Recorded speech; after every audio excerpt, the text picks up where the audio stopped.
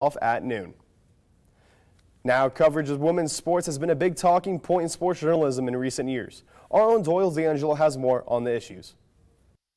Since Title IX was established in 1972, media representation and equality for women in sports has become a pressing issue that still exists today.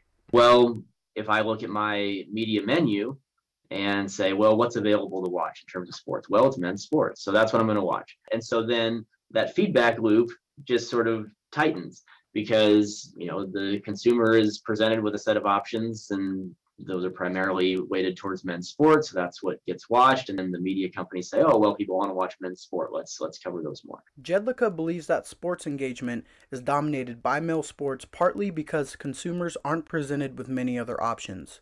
A 30-year study conducted by USC and Purdue found that live televised coverage increased between 1989 to 2019, but also found that women's sports was almost completely shut out in television news segments and online media, representing only 5% of the content. This illustrates that men's sports dominate the TV landscape, which makes it more difficult for fans of women's sports to get access.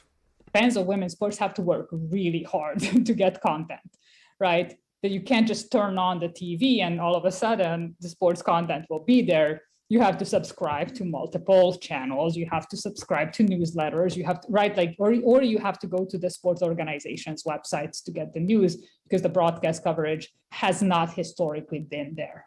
Despite the lack of coverage, research published by Nielsen Sports in 2018 shows that women's sports is growing in interest globally. The survey, which covered 8 major countries including the US, displayed that 84% of sports fans are interested or could be interested in women's sports, 51% of them being male. When I talk to journalists and I ask them, well, why are you covering sport? Why are you interested in covering sports? A lot of them talk about the fact that they grew up watching sports with their family. They have that tradition, right? Their family is a fan of certain teams. And often that tradition exists in relation to men's sports, mainly because some of those leagues have been around for much longer. Jedlicka builds on this by saying that sports fandom relates to identity and meaning, which directly influences viewership and engagement.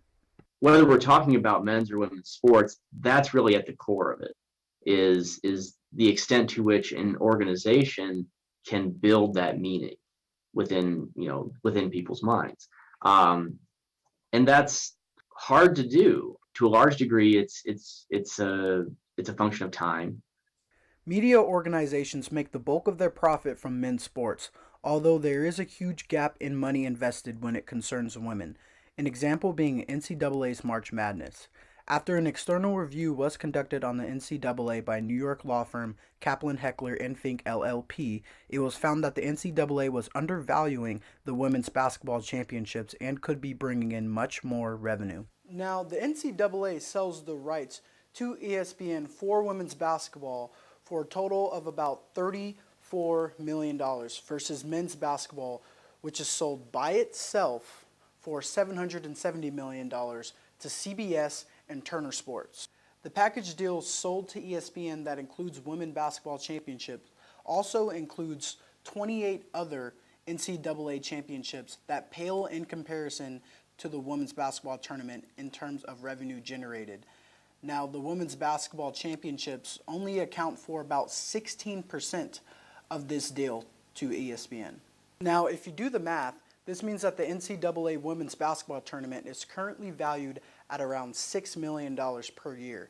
But the law firm estimates that the NCAA tournament alone in 2025 should be worth around $81 to $112 million per year. And that's without the other 28 NCAA championships. Now, there's a huge discrepancy here, and that's just one part of the equation.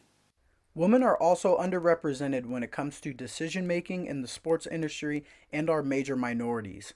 The Associated Press sports editors, which covers over 100 newspapers and websites nationwide and is the largest group representing sports sections within them, was given a C grade for diversity and inclusion in hiring for 2021. On top of that, 2021 marks the 6th consecutive year that APSE received an F grade for gender hiring. The report conducted by the Institute for Diversity and Ethics in Sports did show that there are increases in female sports editors, reporters, and copy editors since the last report was done in 2018.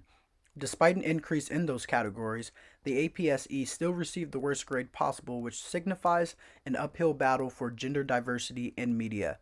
Despite this, there has been change in the industry since Title IX, and there is more room for optimism. And I have high hopes that, it wouldn't, that going into a job, they wouldn't pick a man over me just because of gender. They would pick someone who has the best resume and who is the best for the job. I think this is a really cool topic, and I think it is going to be interesting to see where women's sports go and where women in the sports industry go. I have high hopes for it. I think that there's definitely going to be more women representation in general in the sports industry in the future. It's just going to be interesting to see how quickly.